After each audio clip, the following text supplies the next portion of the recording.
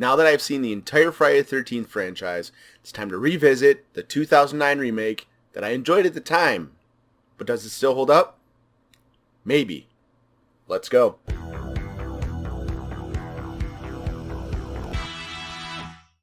Came about that close to hitting the start button on a whoop-ass machine, boy. Welcome to the Dave Cave. I, as always, am Dave. Now, before we get started, stay on top of all things horror and a little bit of heroes, like reviews, rants, rankings, and reactions.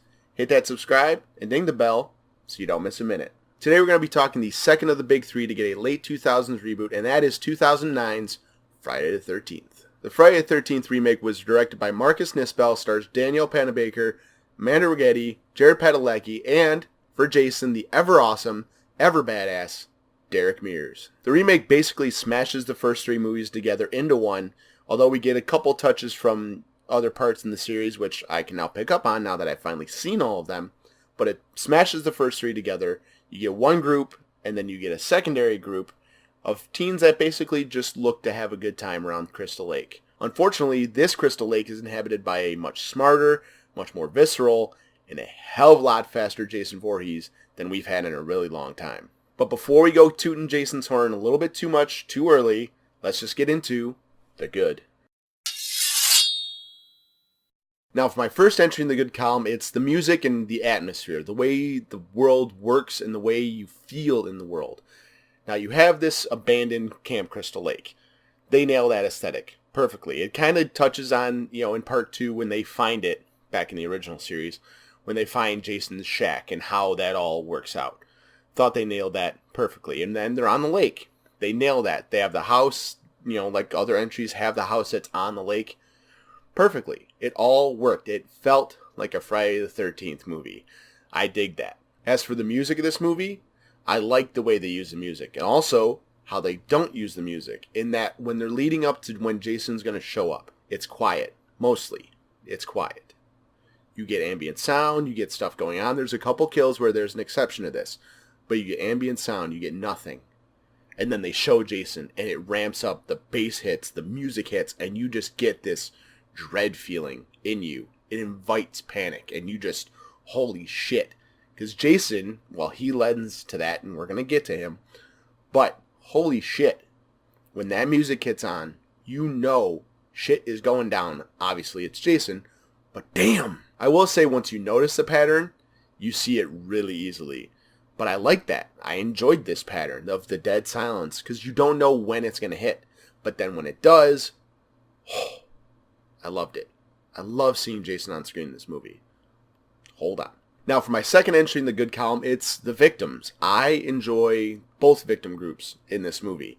Now, I understand there's Trent. Trent's a butthole. I get it.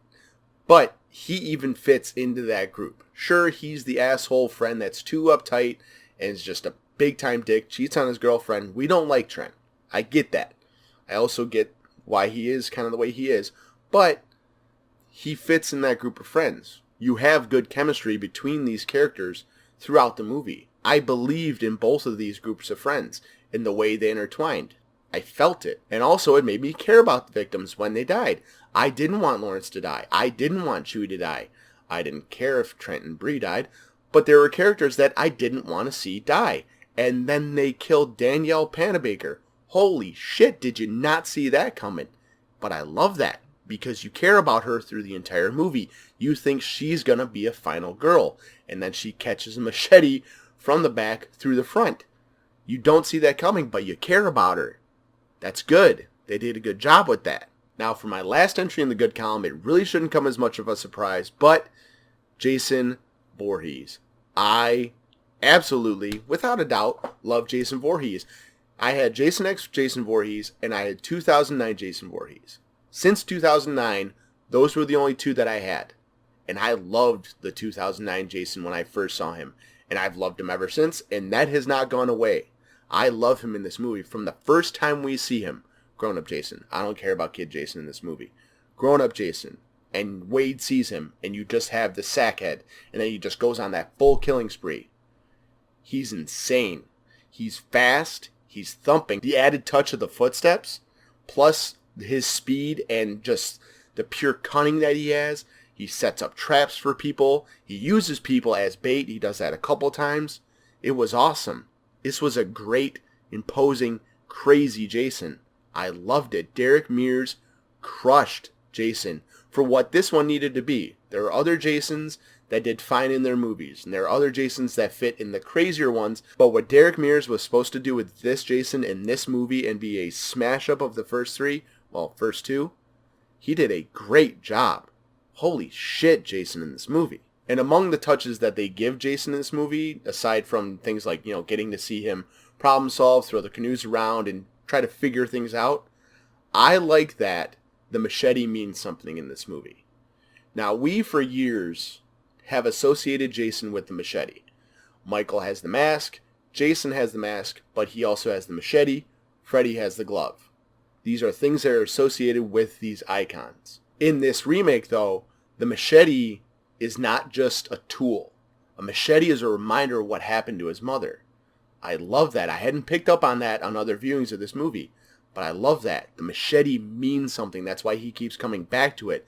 It's a reminder of what these fucking people did to his mom. That machete means just as much to this Jason as Freddy's glove means to Freddy in all the other Nightmare on Elm Street movies. But as much as I love the things that I love about this movie, I don't go into this one without blinders. So let's get right into the bad. For my first entry in the bad column, really it's that some people, mostly in the final act, make dumb decisions. And really of those people, it's Bree and Lawrence. Let's be real. Lawrence, I understand that you want to go get Chewie. I understand. Shit's going down, you want to go get your friend. But that shed isn't that far. You stand on the porch and you yell for your boy. I get that. Just yell. Yell, yell, yell. You're dumb as hell for going out there. And Bree, you were looking for Trent. You went upstairs and you stopped yelling for Trent after you got to the top of the stairs. And then what's the first room you went into? A bathroom. And then you looked behind the shower curtain.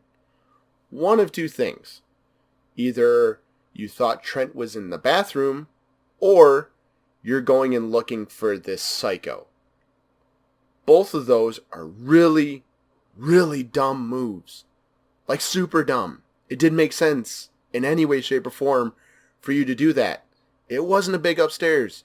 Just yell, stay in the hallway, go up and down the hallway. Trent, Trent, Trent. What are you doing? In terms of slasher movies, both of those characters deserve to die because they're dumb as shit. For my next and last entry in the bad column, it's the final scene of the movie.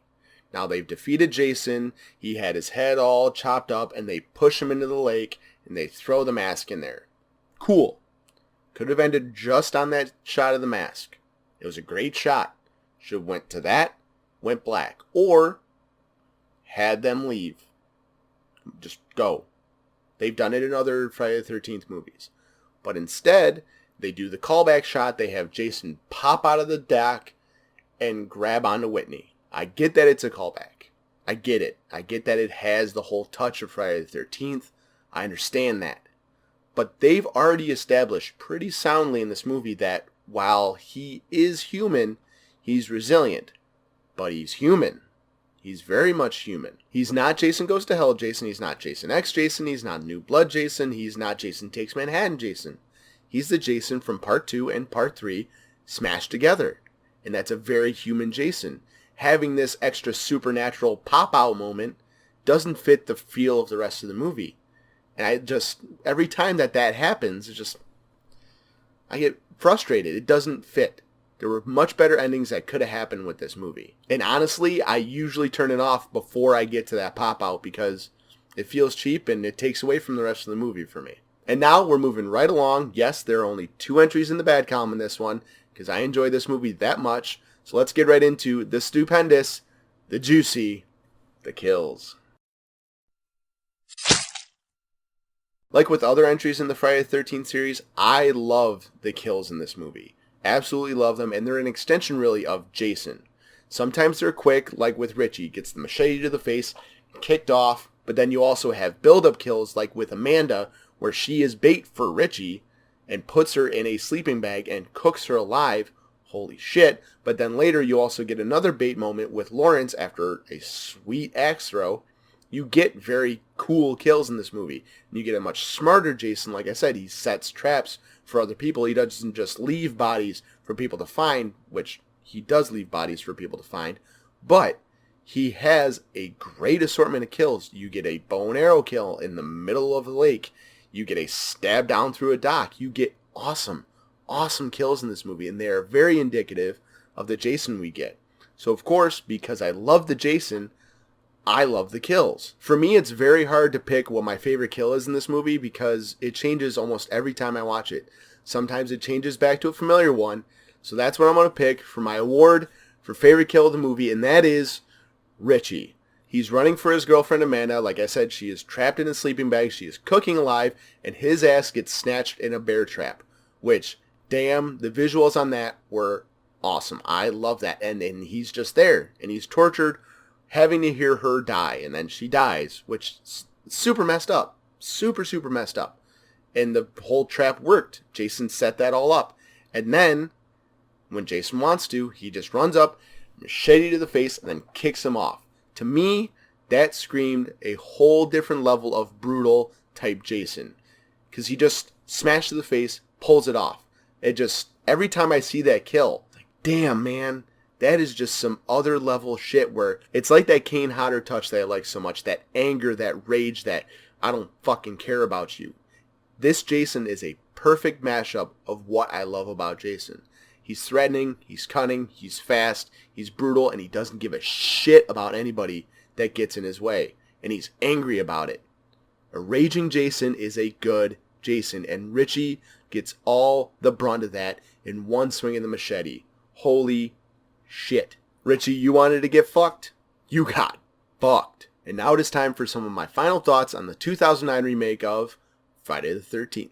It's funny to watch this one back now having watched the entire original series and remember just how butthurt everybody was in 2009 that Jason was going to be running. He was going to be fast and oh my god, that's not Jason Voorhees. Like, this is a perfect mix-up of 2, 3, and even a bit of 4. And hell, yes, he does have touches of later Jasons, the brutality, the anger, the rage. That's all in there. But the original Jasons, they were fast. They were just dudes that needed to get from point A to point B, and they didn't need to teleport around. They didn't need anything tricky. They were just fast guys. They ran after their victims. Why were people mad at that? I don't understand it at all. Even though I've seen the original series now, it really hasn't changed how I feel about 2009, and really, I kind of like it a little bit more, because even though it was a smash-up of 1, 2, and 3, I was getting vibes of other movies, like The Barn. That barn felt right out of Part 5. I love that. This movie is a very good time for me. I've turned it on many times in the past, and absolutely I'm going to be turning it on even more so now that I have even greater frame of reference. Well, folks, there it is. I have reviewed the entire Friday the 13th franchise, 1 through the remake. I've loved every step of this journey. It's been fun. It's been a blast. And now we are moving on, not in this video, next video, we are moving on to A Nightmare on Elm Street, the original from 1984. My reviews for the Nightmare on Elm Street series are going to start this weekend, but while you're waiting, if you haven't already, I have links to all my other Friday the 13th reviews in the description below. Be sure to go check those out, and while you're down there, I have links to my Instagram and Twitter. They're both at @TheDaveCave_. I post over there when I'm not posting here, and that is going to do it for me today and for the Friday the 13th franchise. I've had a hell of a good time. There's been a lot of blood, a lot of guts, and a lot of love. I'll see you all this weekend when we start tackling Freddy. But until then, take care.